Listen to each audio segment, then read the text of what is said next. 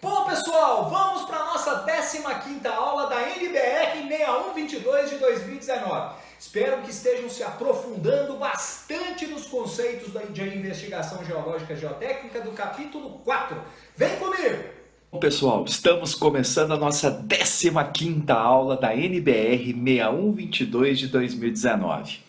Meu nome é Christian Porcino, estamos caminhando item a item da norma, explicando, detalhando cada necessidade, cada dever, cada sugestão que a norma nos dá para atuar na área de projetos e execução de fundações. Vamos caminhando hoje mais um pouquinho por essa norma para entendermos. Estamos no capítulo de número 4, e o capítulo de número 4 fala de investigação geotécnica. E nós, nas aulas anteriores, temos deixado esse moto aí, né? Esse alerta para nós não esquecermos de forma alguma que projeto e investigação de solo não é custo, é investimento. Projeto e investigação de solo não é custo, é investimento. Estamos, então, no capítulo 4, Investigações Geológico-Geotécnicas. Estamos agora, hoje, na parte 3, né? Na aula de número 3 deste capítulo. Estamos avançando, né? Estamos detalhando. Gostaria de lembrar para vocês também aquele alerta, né? De uma pequena brincadeira de interpretação de texto aula, que ela é muito importante, né? Quando eu falo que você pode alguma coisa, eu estou te dando uma sugestão. Quando eu falo que você não pode alguma coisa, eu estou te dando uma ordem. Falo que você deve fazer alguma coisa, eu estou te dando uma ordem. Em contraponto, quando eu falo que você não deve fazer alguma coisa, eu estou te dando uma sugestão. Isso aqui é uma brincadeira, mas é uma brincadeira séria de interpretação de textos, né? Inclusive, a gente vê isso na norma e isso faz nos alertar, né? Então, como a gente está no item 4.5, só recordando um pouco, né? O que fala o item 4.5 no seu geral, né? Investigações complementares de campo, né? Os ensaios de campo visam determinar parâmetros de resistência. Então, o que nós estamos buscando com esses ensaios de campo? Determinar parâmetros de resistência. Esses parâmetros de resistência são nossos dados de entrada para as nossas análises, né? Essas análises sejam análises de deformabilidade, de resistência. Nós buscamos informações para determinarmos o melhor caminho para o nosso projeto, entender a estratigrafia, entender os parâmetros de resistência do solo. Então, parâmetros de resistência do solo, deformabilidade e permeabilidade do solo. Então, eu busco esse tripé. Nós buscamos esse tripé de parâmetro de resistência, parâmetro de deformabilidade, parâmetro de permeabilidade, para trabalhar o nosso projeto geotécnico como um todo, para trabalhar nosso projeto de fundações como um todo. Então, isso é muito importante para nós. Alguns parâmetros são obtidos, né, diretamente, outros a gente precisa de um caminho, né, subterfúgios, né, um caminho, né, que precisa ser tomado de forma responsável, que são as correlações. Correlações são importantes, são necessárias, nós, em alguns pontos, nós não temos como trabalhar sem elas, mas a gente precisa saber a sua origem, da onde que ela veio, como que o autor chegou nela, para qual região, o que eu posso fazer para extrapolar, qual é a minha responsabilidade na hora que eu pego isso e cubro o meu problema com aquela correlação. Isso são alguns alertas que a gente sempre vai fazer, porque é importante para o engenheiro de fundações ter isso bem em mente. Então, a seguir, encontra-se uma relação desses ensaios, né? Então, aqui nesse item, ele vai vir, né? 4.5, 1, 2, 3, e a gente vai estar trabalhando eles de forma tranquila, de forma a entender o que ele está me falando sobre isso. Então, o que a gente está falando é isso, ó, diretamente ou por correlações mais usuais, né? Então, a gente vai estar trabalhando isso. Hoje, né, nós temos, né, em mente, né, a sondagem SPT como cargo-chefe no nosso país, né, ela é executada bastante no nosso país, ela é feita por várias empresas no nosso país. E temos também, né, as sondagens mistas e rotativas. Olhando para a sondagem rotativa ela nos dá a informação quando a gente tem o nível da rocha, né? Quando a gente chega na rocha, a gente vai fazer uma sondagem rotativa, porque o SPT ele torna-se impenetrável nessa rocha e eu preciso entender que rocha que é essa. E alguns aspectos deste problema nós precisamos analisar de forma tranquila, né? No caso, então, de dúvida, a NBR está falando para a gente assim, ó, no caso de dúvida quanto à natureza do material impenetrável à percussão, devem ser programadas sondagens mistas, percussão e rotativo.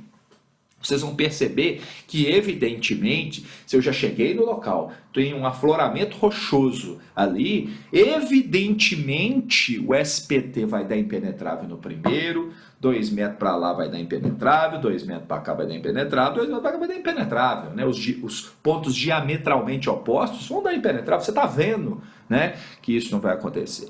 Isso provavelmente, de forma sábia e inteligente, nós já teríamos que estar prevendo lá naquela inspeção inicial, lá atrás que a gente falou em outras aulas, que ali é necessário um outro tipo de investigação geológico-geotécnica, que não é o SPT, né? Então, se eu já sei que é rocha, eu vou partir para um outro tipo de solução. É comum ver isso, né? É comum ver isso, a mobilização de sondagens tipo SPT, e essa mobilização vá para campo e nos forneçam esse tipo de relatório em alguns pontos que, obviamente, pela uma inspeção visual, não haveria necessidade de mobilizar um SPT naquele ponto.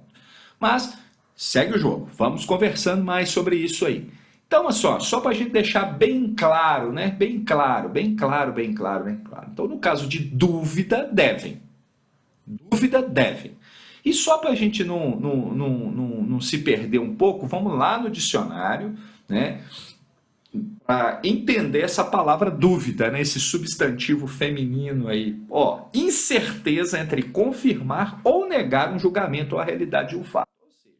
Eu tenho dúvida, eu não tenho segurança, né? Eu não tenho 100% de certeza, né, de que aquilo que eu posso afirmar e confirmar algo, e também eu não posso negar absolutamente algo. Então, quando eu tenho essa dúvida, quando eu tenho essa palavra dúvida, né, eu tenho uma hesitação entre opiniões. Então, tenho hesitação entre opiniões diversas ou várias possibilidades de ação, né? Então, aqui está o exemplo. O resultado da pesquisa eleitoral provocou muitas dúvidas, né? Tinha dúvida se devia ou não aceitar o presente. São aspectos lá do dicionário, né, do exemplo que eu estou pegando. Mas é isso. Se eu tenho incerteza entre confirmar ou negar alguma coisa, né, eu tenho dúvida. Então a gente vai evoluindo mais um pouquinho aqui. O tanto que é perigosa essa situação. Né? Aqui essa figura nos mostra, né, sondagem, situação real. Né? Primeira sondagem foi lá embaixo, segunda sondagem deu impenetrável em alguma coisa. Aqui a figura está mostrando que é matacão porque ela conhece a realidade final, né? Aqui é o spoiler, né? O cara já viu o final da história e está mostrando, mas a gente lá naquele momento, né? Naquele momento que está executando, não conhece aquele final, né? Então aqui, ó, segunda sondagem impenetrável, terceira sondagem impenetrável. Na interpretação, nesse caso errada, porque a gente já conhece o final da história, a gente desenha um perfil dessa forma, né? A gente tem um perfil mental, um perfil geotécnico aqui dessa história, dessa forma aqui. Agora, fazendo dessa forma, né, a partir de matacões, eu posso ter problemas na minha fundação. Então eu faria, né, fundação executada sobre material sem resistência, né? Eu teria esse matacão sendo carregado num solo muito mole, né? Percebam que esse solo é de baixa resistência, né? Esse solo que está aqui envolvendo esse matacão. Então, quando eu carrego a minha estrutura ali, dependendo do grau de carregamento dessa minha estrutura, eu vou fazer com que esse matacão desloque, deforme, e esse matacão vai provocar, então, aqui o quê? Recalque na minha fundação, né? Na verdade, não é o matacão que provoca, né? É a situação como um todo, não é a fundação que provoca, é a situação como um todo. Ou até a gente entendendo lá das nossas primeiras aulas a fundação como um todo, né? Não só elemento estrutural, mas o aspecto, a combinação desse elemento estrutural sendo com o solo da sua região, né? Então, trinca das paredes, recalque, o solo não vai suportar a carga e pode ceder e pode ter muitos problemas. Então, o que é essa sondagem rotativa, né? Essa sondagem rotativa, meus amigos, essa sondagem rotativa, se eu executo ela nesse impenetrável aqui, eu vejo claramente, né, uma rotativa com coleta das amostras, eu percebo claramente esse perfil onde eu vou passar claramente esse matacão e eu consigo verificar esse perfil de forma mais clara, né? Então a sondagem rotativa é o quê? É o ensaio realizado quando se constata a presença de rochas. Então, eu estou fazendo a minha sondagem, ou antes de fazer, lá na inspeção visual, a gente já comentou isso nessa aula, eu vou fazer e eu vou constatar essa presença de rocha. Então, por meio dessa investigação, a equipe de sondagem consegue retirar, recuperar e analisar o tipo de rocha, o que é determinante para que se defina o tipo de fundação mais adequado. Então eu coleto, aqui está mostrando uma caixa de coleta, né, mostrando o perfil, consegui enxergar aquele perfil da rocha metro a metro, né, conseguimos enxergar e avaliar realmente as características ali principais daquela rocha. E a mista, o que é a mista em contraponto a isso? Mista, né? Vamos falar assim, misto, a mistura, ela é a composição da sondagem, a percussão e a sondagem rotativa. Então ela é indicada para perfis onde eu já sei que eu vou executar uma sondagem onde eu tenha esse tipo de perfil e eu já vou mobilizar uma sondagem mista para aquele local. Então é um método de investigação que conjuga a sondagem, a percussão para o trecho em solo e a sondagem rotativa para o trecho em rocha. Então, sondagem mista, eu tenho um trecho em solo e um trecho em rocha. Então, ela é a composição, ela conjuga esses dois tipos. Dessa forma, aplicam-se às sondagens mistas os mesmos procedimentos das sondagens rotativas e das sondagens da percussão.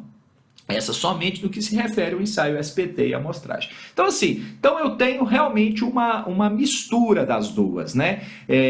Quando é necessário executar ensaio SPT no trecho em solo de uma sondagem rotativa, eu vou usar a sondagem mista. A passagem do método de sondagem a percussão para o método rotativo, ela é feita obrigatoriamente ao ser atingido o impenetrável. Feita obrigatoriamente ao ser atingido o impenetrável, sem recorrer ao método de lavagem para o avanço da perfuração. Então tá. Então essas medidas são necessárias porque o método de lavagem não permite a obtenção de amostra representativa. O método de lavagem vai o que ele vai fazer para nós lá na percussão, gente? Vai nos dar a confiança, a garantia de que o que eu estou tendo ali é um impenetrável real, né? Às vezes a gente vê sondagem SPT dando impenetrável sem nos mostrar o método de circulação de água, né? Sem definir ali o método de circulação de água ali para garantir realmente, né?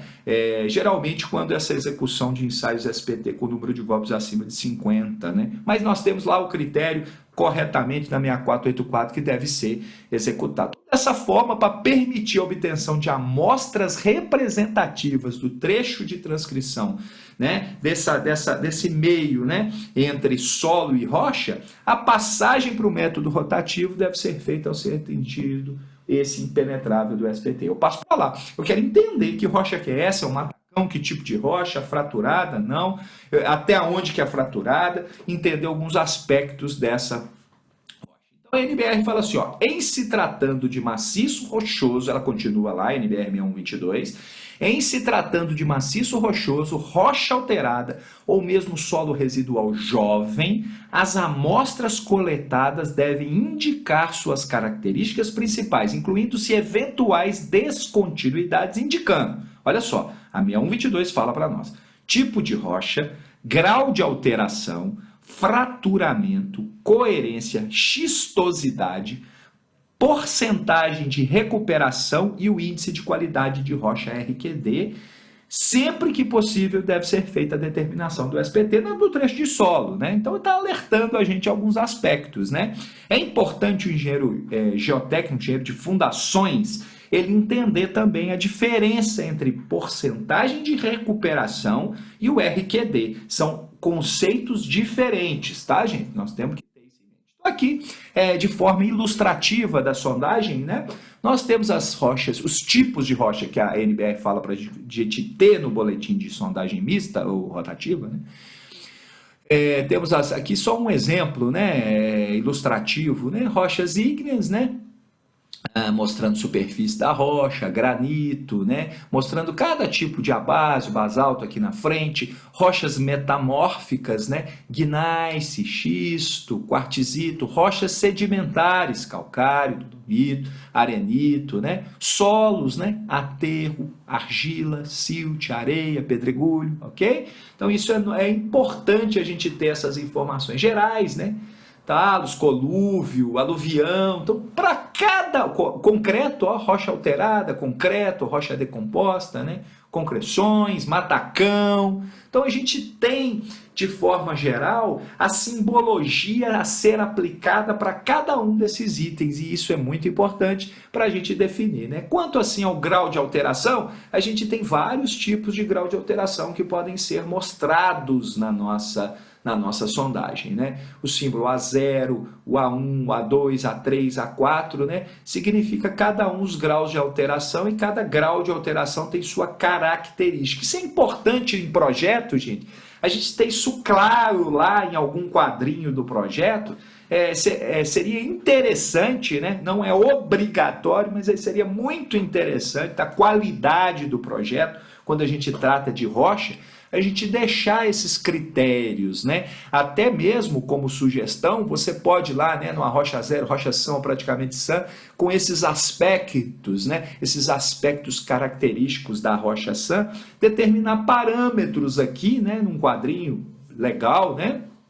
Tensão de aderência, resistência, etc., ângulo de atrito, o que for, a gente fazer um quadrinho levando em consideração essas terminologias, né? Rocha muito alterada, extremamente alterada, classificada realmente dessa forma. Seguindo o jogo, né? Eu posso classificar as minhas fraturas também, tá vendo? F1 até F5 em função do número de fraturas por manobra, né? Então eu consigo definir esse critério de uma forma padronizada. Isso também é importante, a gente saber que o cara, quando ele fala F2, é uma rocha medianamente fraturada e eu tenho entre 6 a 10 fraturas por manobra. Então, assim, é importante a gente saber esses aspectos de padronização. Nós sofremos muito na nossa área de fundações em alguns aspectos porque temos muita liberdade. Eu não estou privando a liberdade do projetista nem do executor, mas às vezes muita liberdade criam aspectos da seguinte forma: eu faço assim, sempre deu certo, eu acredito, e gera dúvida. A dúvida a gente já falou o que é, e a gente precisa avançar. Vamos avançar, conhecer e firmar alguns conceitos importantes, dando a liberdade para o projetista decidir, mas também tendo o conceito conhecido. Você precisa saber para ter liberdade, né? A pior coisa é o louco que não sabe, com a arma na mão, né? O cara não sabe dar o tiro e está com a arma na mão, isso é uma loucura, né? Então, em relação à coerência também, C1, C2, C3 e C4, temos rochas muito coerentes, pouco coerente e friável. Esses aspectos de classificação da rocha, nós vamos acompanhar depois numa nova rodada de cursos, numa nova rodada. O nosso intuito aqui é expor a norma e explicar cada item, expor geotecnia e engenharia de fundações. Em um outro momento do nosso canal, nós vamos trabalhar isso. Nós estamos expondo a norma, alertando em alguns pontos, mostrando para você claramente, depois nós vamos, item realmente, aí sim, em cursos mais específicos, explicar claramente todos esses aspectos, como é feito, como você tem que fazer, entrar nas outras normas relativas a essa sondagem e explicar de forma mais coerente, de forma mais detalhada, né, essa história toda. Qualidade da rocha, RQD, né? A qualidade da rocha variando de muito pobre, pobre, regular, boa, excelente, em função desse RQD, né? Em função dessas determinações de resistência, né? Eu posso ter rocha R1, R2, R3, R4, R5, que vai variar a resistência, essa resistência variando lá, né? De mais do que 120 MPa para menos do que 10 MPa, né? Isso é muito importante para nós, isso é importantíssimo para nós, porque nós temos em projeto que determinar muitas vezes, né, a taxa de compressão, a resistência à compressão, e essa resistência à compressão como dado, como parâmetro de entrada, nós precisamos determinar essas coisas. E aqui também falando sobre as rochas, né? Denominação aberta, fechada, cimentada. A aberta pode ser com ou sem preenchimento, né? Espelhada, lisa, rugosa, a sua aspereza, a regularidade, plana, curva. Todos esses aspectos geológicos merecem muito mais aprofundamento. Isso vai ser levado em consideração em um outro momento. Por quê? Porque nesse momento nós pensamos em expor a norma nos seus aspectos mais, vamos falar assim, legais, para a gente entender como engenheiro o que eu devo fazer, o que eu posso fazer, o que eu não devo fazer, o que eu não posso fazer. Isso é o nosso objetivo. Denominação, né? Horizontal, subhorizontal, inclinada em função dos ângulos, né? Isso é muito interessante. Ok? Essa aula termina por aqui. O que vem a seguir é a continuação desse capítulo 4. Nós vamos caminhar na próxima aula com uma sondagem muito interessante. Para alguns parece que é uma sondagem muito nova, mas ela não tem nada de nova. Ela é bem antiga, a SPTT. Nós vamos trabalhar nela na próxima aula, tá bom? Um grande abraço. Espero vocês nas próximas aulas. Continue se esforçando, assistindo o canal, divulgando o canal para os seus conhecidos. Um forte abraço e até a próxima aula. E aí, pessoal, gostaram da 15ª aula? Foi um sucesso. Espero que estejam divulgando, compartilhando esse assunto. Deixe o seu like, se inscreva no canal e contem comigo no que precisarem, gente. Mandem perguntas. Um abraço, até a próxima.